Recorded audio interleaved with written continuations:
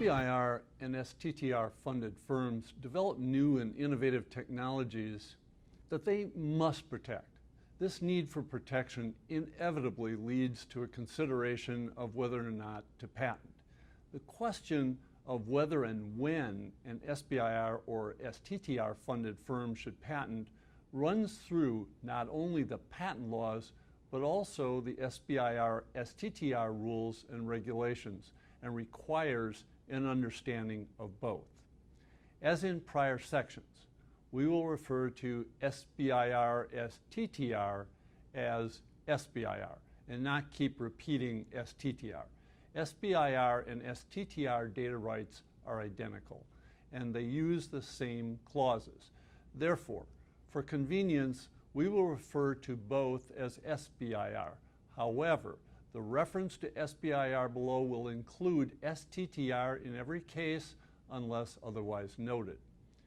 Both patenting and SBIR protections are essential considerations, but patents and SBIR data rights involve very different types of protections. In fact, the patent monopoly and the SBIR data non-disclosure obligation of the government involve somewhat opposite types of protections. This section examines how SBIR-funded firms can use these different types of protections. Sometimes these two types of protections compete with each other and force decisions by the small business. When the SBIR technology, idea, concept, design, or method is visible to the naked eye, the SBIR firm should consider patenting. For instance, a patent may be required to protect the world's most exquisitely shaped coffee cup handle to protect it from being infringed and copied. However, protecting SBIR data in the form of imaging computer software for use inside the cockpit of a military aircraft can best be kept secret under the government's non-disclosure obligation. Keeping a secret from disclosure preserves its value, and the non-disclosure obligation on the part of the government preserves that value. Patenting, on the other hand, involves public disclosure of the idea or concept that the SBIR firm wishes to protect. In exchange for this public disclosure of the idea, concept, design, or method, one receives what is known as the patent monopoly. This exclusive right to practice an idea, concept, or design is gained only after an extensive disclosure of the invention in the patent. This disclosure in the patent normally involves a great deal of background data, which for SBIR-funded firms involves SBIR data. Once this SBIR data is published in a patent, the government's non-disclosure obligation with respect to the publicly disclosed SBIR data terminates. Let's look at what must be disclosed to obtain a patent. To obtain a patent, the inventor must provide the Patent and Trademark Office, PTO, a written description of the invention, including how to make and use it, with enough detail to enable any person skilled in the art to make and use the invention. And second, the best mode or method known to the inventor of carrying out the invention. In practical terms, this means the inventor must provide enough information in the patent application that someone else having the same skill set could build the invention, and the inventor has to explain the best way to implement the invention that the inventor knows. The inventor does not have to spell out every single detail. A person having ordinary skill in the art is assumed to have some baseline knowledge. Patent examiners will usually require, however, that a great deal of background data be included with the patent. This leads to a trade-off for the SBIR firm considering a patent. The SBIR firm has to balance the inevitable disclosure of SBIR data required to obtain a patent versus the benefits of keeping the SBIR data secret. Patenting is a disclosure process.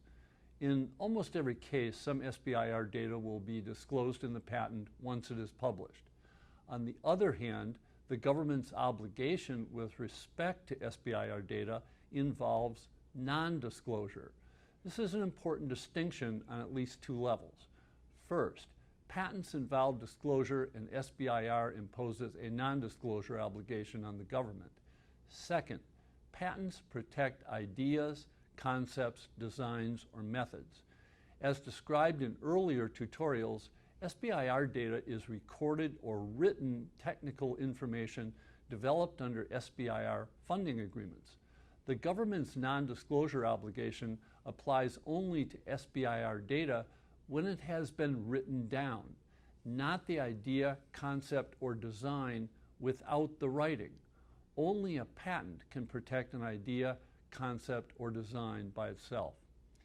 Even if some SBIR data has been disclosed in a patent, undisclosed SBIR data can still checkmate a would-be infringer, so the patenting SBIR firm should keep on developing more SBIR data. Even if a patent issues, SBIR data not disclosed in the patent may be an edge over would-be infringers. Thus, the SBIR firm will want to disclose only the minimum amount of SBIR data necessary to obtain the patent and no more. The America Invents Act of 2011 made some important changes to our patent system. Key portions of the AIA took effect on March 16, 2013. The AIA, as it is known, changed our U.S. system of patenting from a first to invent to a first to file system. That means that the inventor's patent rights apply at the time of filing and not at the time of invention. Many feel this creates a rush to patent because the patent monopoly applies from the date of filing of the patent and not the earlier date of invention. That said, the AIA does not necessarily cause SBIR firms to rush to patent. That is because patenting involves disclosing SBIR data.